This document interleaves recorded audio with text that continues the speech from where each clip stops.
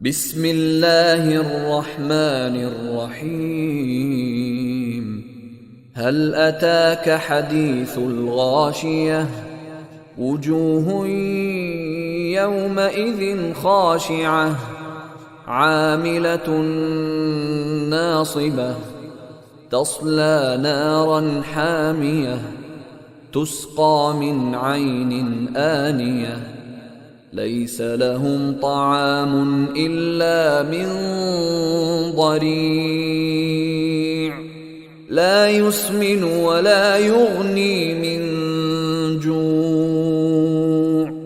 وجوه يومئذ ناعمة لسعيها راضية في جنة عالية لا تسمع فيها لاغية فيها عين جارية فيها سرر مرفوعة وأكواب موضوعة ونمارق مصفوفة وزرابي مبثوثة أفلا ينظرون إلى الإبل كيف خلقت وإلى السماء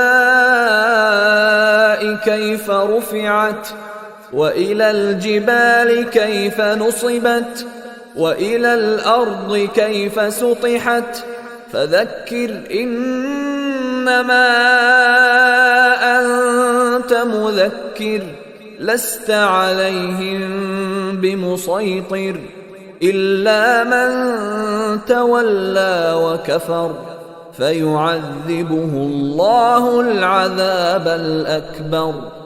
إن إلينا إيابهم ثم إن علينا حسابهم.